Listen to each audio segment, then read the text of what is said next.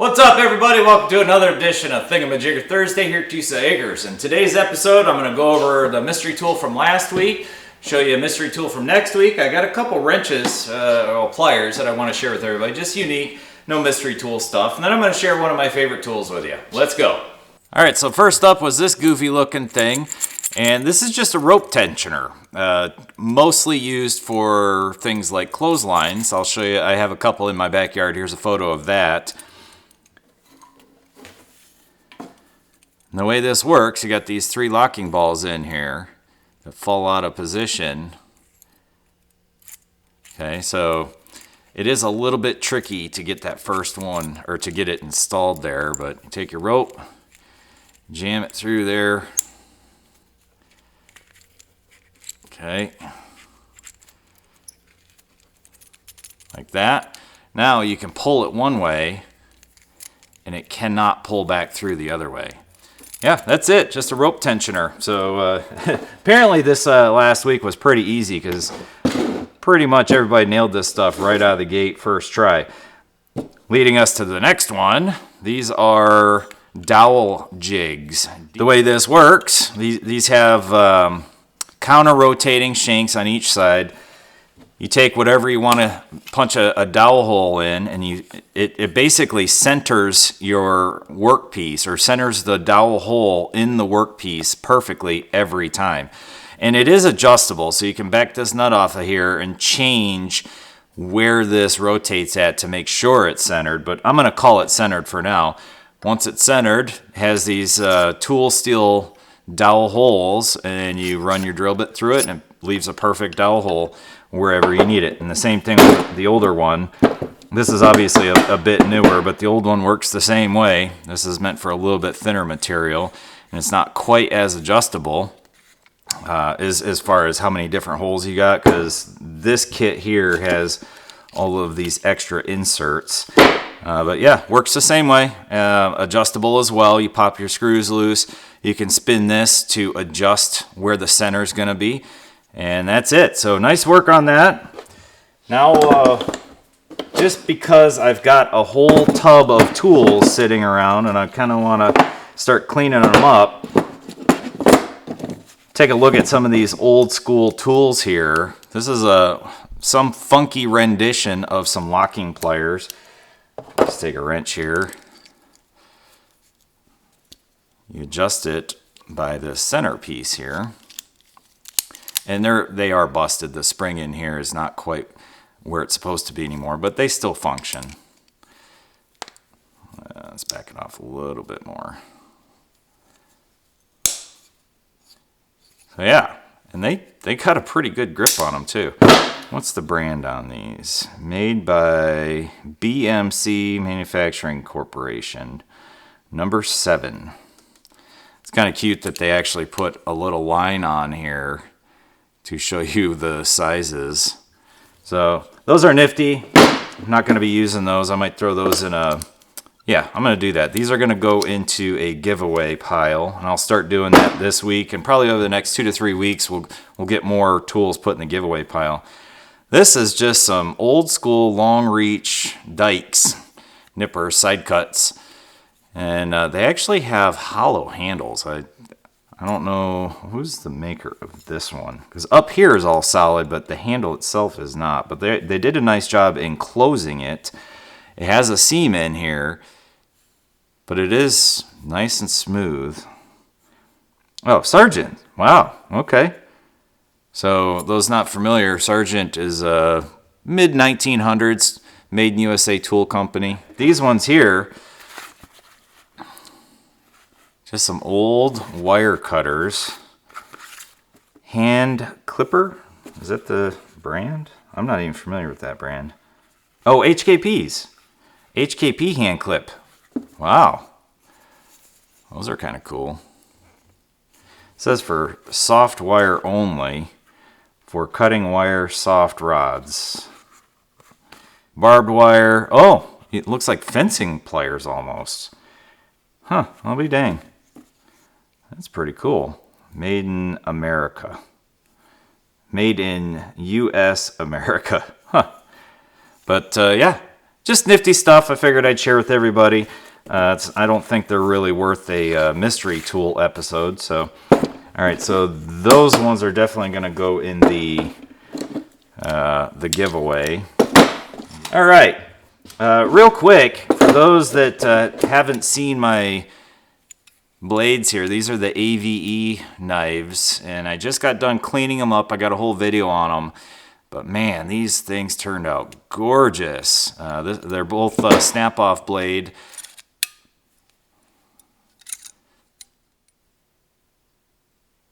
Yeah, I'm really excited about these.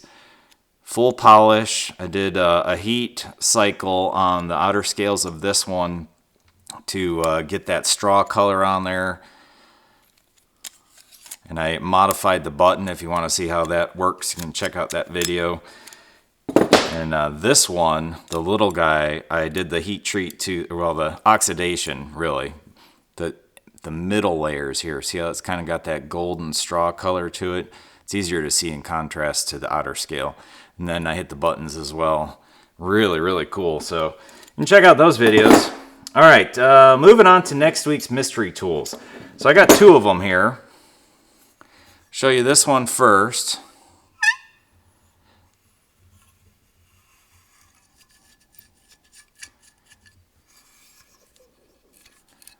Couple little rollers in here, and they're actually tapered rollers in there.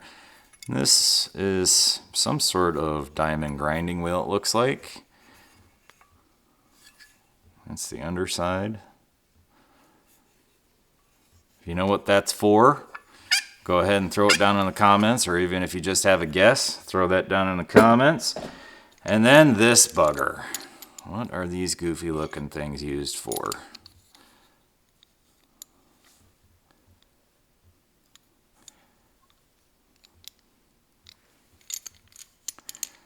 Weird little jaw action on there. All right, so those will be next week's mystery tools. Please go ahead and make some guesses on that, and don't forget to do that. All right, now on to one of my favorite tools. And this legitimately is one of my all-time favorite tools. This one specifically, or this set. This is an old school Craftsman ratchet wrench.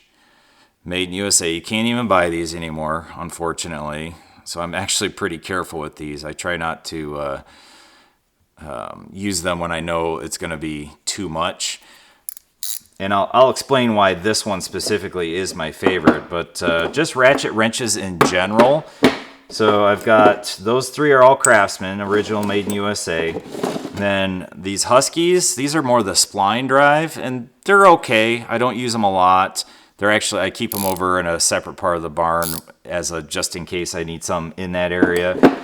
I don't have this, I got a full set of these Max, but I only have metric, so I grabbed the closest to the 1/2 inch.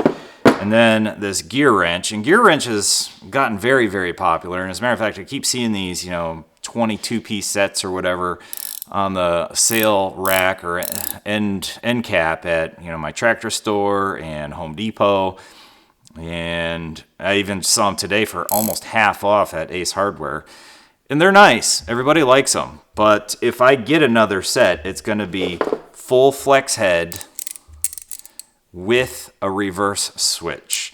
And I looked into the Protos, and holy cow, I'm looking at over $600 for standard and metric.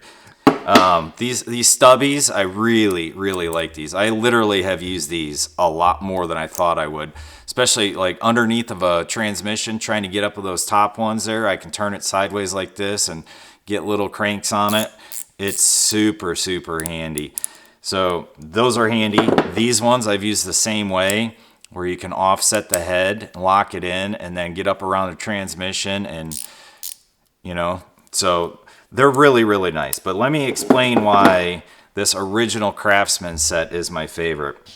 First, reversible. I love the reversible. Second, this part right here is thinner than basically every other brand I've ever seen, including the high-end ones. So this is a gear wrench versus my Craftsman. Definitely thinner than the Husky. all right? And you would be amazed, if you're doing a lot of wrenching, you probably already know this, how much of a difference that right there, that thickness can make. That literally can be the difference of, why does it look like the focus isn't working? Maybe it's just the shine, I don't know. It's amazing that little bit of a difference. You know, you might have to go get a standard box end in order to do the job because your ratchet is too thick. Even the Mac, you can see how much thicker the Mac end is than the old school Craftsman. This wall thickness right here. Even this Craftsman isn't as thin-walled as the other one, and then here's the other Craftsman. So that's why this particular set, I'm sure you could find them on eBay used. I'll tell you, to me, they're worth it. They're just smooth in the hand, feel great. I love them. And again, that thin wall there and reversible. Now, one last quick tip about ratcheting wrenches that I just saw the other day. That guy that's like, what? No way. Right? Well, I learned this from him, so kudos to him. Credit where credit's due.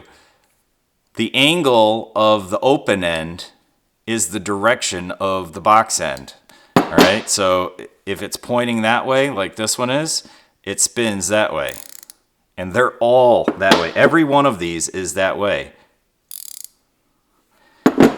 Same thing, it's pointing that way, so that's the way it pulls. Oh, well, this one is a different one. Huh. I might have to actually pull that apart and fix that, because that's going to bug the shit out of me now that I just said every one of them is that way. Because they all are. I'm going to grab another one of these and see if it's the same. Nope, they're all backwards. Well, don't I feel stupid? Okay, well, all the standard ones work that way. This Craftsman set is just bass-ackwards. Huh. All right, everybody. Well, that'll wrap it up for today. Thanks for stopping by. As always, if you got any suggestions for the channel or future tools for this episode or this series, please throw something down in the comments. Don't forget to hit the like and subscribe buttons. Have a great weekend. We got a big snowstorm rolling through, so stay safe out there. We will see you next Thursday.